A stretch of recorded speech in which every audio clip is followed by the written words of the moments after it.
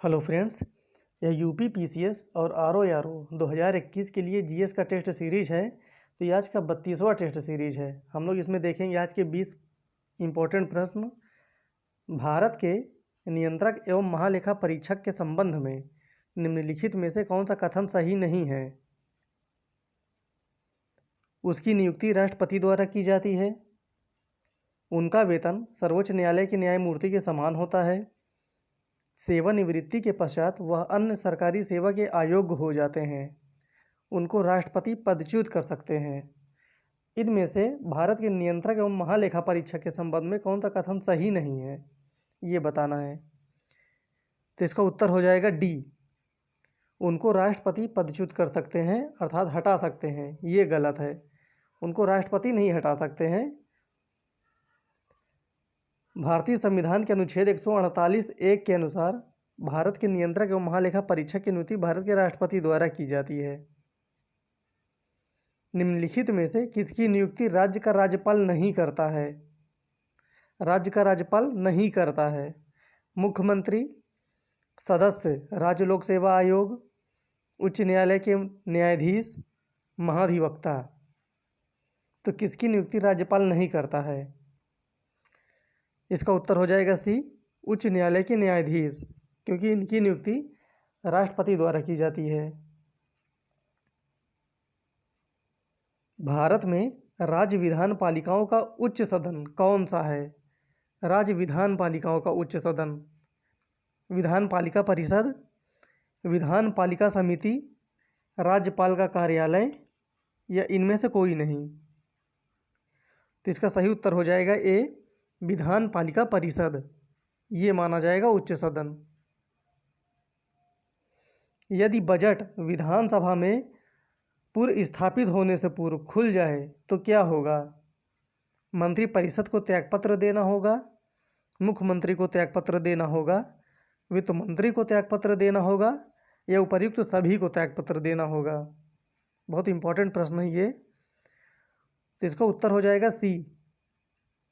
यदि बजट विधानसभा में पूर्व स्थापित होने से पूर्व खुल जाता है तो वित्त मंत्री को त्यागपत्र देना होता है।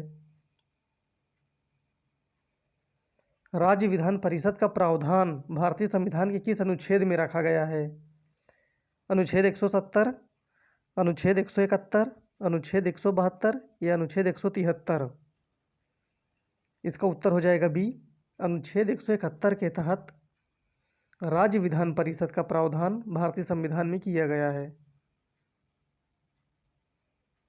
निम्नलिखित में से कौन सा एक सही सुमेलित नहीं है? राजाजी राष्ट्रीय उद्यान, हाथी, पेरियार राष्ट्रीय उद्यान, हंगुल, मानस राष्ट्रीय उद्यान, हाथी, दुधवा राष्ट्रीय उद्यान, टाइगर। तो इनमें से कौन सा कथन सही नहीं है? इसका उत्तर हो जाएगा बी, पेरियार राष्ट्रीय उद्यान, हंगुल। ये गलत है, बाकी तीनों सही है। निम्नलिखित में से कौन सा एक नेशनल पार्क इसलिए अनूठा है कि वह एक प्लामान अर्थात फ्लोटिंग वनस्पति से युक्त अनूठा होने के कारण समृद्ध जैव विविधता को बढ़ावा देता है? Bhitarkanika national park, Kabul Lamjao National park, Keoladeo national park, या सुल्तानपुर नेशनल पार्क? तो इसका सिंपल सा उत्तर हो जाएगा B, Keibul Lamjao National Park. ये है, इसको फ्लोटिंग नेशनल पार्क भी कहते हैं। ग्रेट हिमालय राष्ट्रीय पार्क, जिसे यूनेस्को ने विश्व धरोहर स्थल घोषित किया है, स्थित है उत्तराखंड में, हिमाचल प्रदेश में, जम्मू कश्मीर में, या नागालैंड में? तो ग्रेट हिमालय राष्ट्रीय पार्क स्थित है, इसका उत्तर हो जाएगा बी, हिमाचल प्रदेश में। काफ़ी लोग इसका उत्तर उत्तराखंड करते हैं, ये गलत है, हिमाचल प्रदेश सही है। नीलगिरी की मेघ बकरियाँ पाई जाती हैं इराविकुलम राष्ट्रीय पार्क में, मन वन में, पेरियार आरक्षित क्षेत्र में, शांत घाटी में। देखिए यहाँ पर एक क्वेश्चन और भी बनता है कि नीलगिरी में कौन पाया जाता है? तो मेघ बकरियाँ कहाँ पाई जाती हैं? नीलगिरी में। ये भी ध्यान रखना है। तो इसका उत्तर हो जाएगा ए, इराविकुलम राष्ट्रीय पार्क में मेघ बकरियां पाई जाती हैं। जीवमंडल आरक्षित परिरक्षण क्षेत्र है घास स्थल के, कृषि उत्पादन के, वायुमंडलीय संतुलन के, आनुवंशिक विभिन्नता के। तो इसका मतलब हो जाएगा जीवमंडल आरक्षित परिरक्षण क्षेत्र है आनुवंशिक विभिन्नता के। इसका उत्तर हो जाएगा डी। वह प्रथा जिसके तहत किसान स्वयं भूमि का मालिक होता है और सरकार को भू राजस्व के भुगतान के लिए जिम्मेदार माना जाता है। जमींदारी प्रथा, रैयतवाड़ी प्रथा, महालवाड़ी प्रथा, दहसाला प्रथा। इसका उत्तर हो जाएगा बी, रैयतवाड़ी प्रथा। असम में सर्वप्रथम चाय कंपनी की स्थापना कब हुई थी? ये प्रश्न 2016 के आरओ में आ भी चुका है। असम में सर्वप्रथम चाय कंपनी की स्थापना कब हुई थी?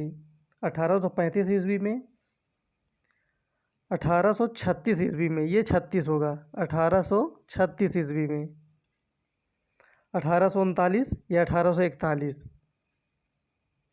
इसका सही उत्तर हो जाएगा सी, 1839 ईस्वी में। 1839 ईस्वी में असम में सर्वप्रथम चाय कंपनी की स्थापना की गई थी।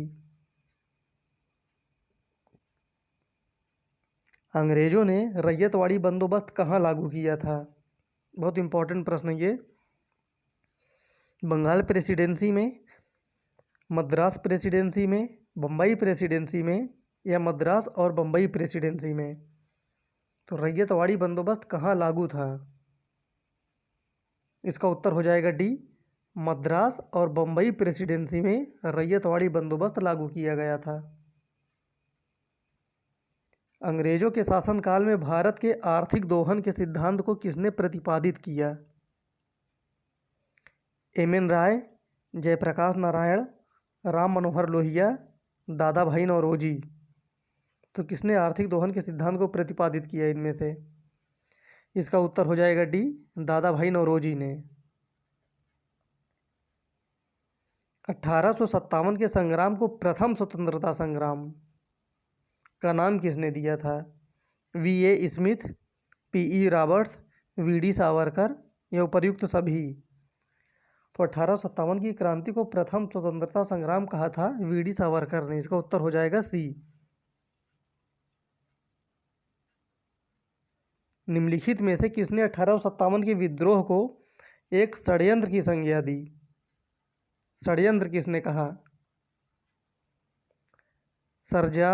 सर जेम्स आउट्रम एवं डब्ल्यू टेलर ने, सर जॉन के ने, जॉन लॉरेंस ने, टी.आर. होल्स ने। तो किसने 1857 के विद्रोह को एक षड्यंत्र की संज्ञा दी? इसका उत्तर हो जाएगा ए, सर जेम्स आउट्रम एवं डब्ल्यू टेलर ने। 1878 का वर्नाक्यूलर प्रेस एक्ट किसने रद्द किया था? Lord Ripon, Lord Lytton, Lord Curzon, Lord Minto. तो किसने रद्द किया था ये बताना है, जिसने रद्द किया था। इसका उत्तर हो जाएगा ए, लॉर्ड रिपन ने। और किसने इसको एक्टिव किया था? तो इसका उत्तर हो जाएगा बी, लॉर्ड लिटन ने इसको लागू किया था और रिपन ने इसको रद्द किया था। निम्नलिखित घटनाओं में से किसी एक को मॉन्टेग्यू ने निवारक हत्या के नाम से विशेषीकृत किया था। तो ये भी यहाँ पर ध्यान देना है, निवारक हत्या किसने कहा था? तो मॉन्टेग्यू ने। ऐसा भी क्वेश्चन पूछा जाता है।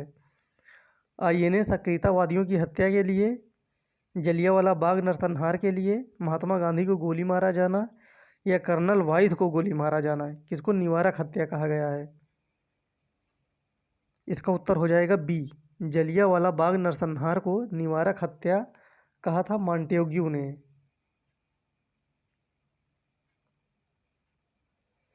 हंटर आयोग की नियुक्ति की गई थी, किसके लिए की गई थी हंटर आयोग की नियुक्ति? काल कोठरी घटना के बाद, जलियांवाला बाग हत्याकांड के बाद, 1857 के विद्रोह के बाद, या बंगाल के विभाजन के बाद? तो हंटर आयोग की नियुक्ति की गई थी जलियांवाला बाग हत्याकांड के बाद। इसका उत्तर हो जाएगा बी। जलियांवाला बाग हत्याकांड के विरोध में वायसराय की कार्यकारिणी परिषद की सदस्यता से किसने इस्तीफा दे दिया था?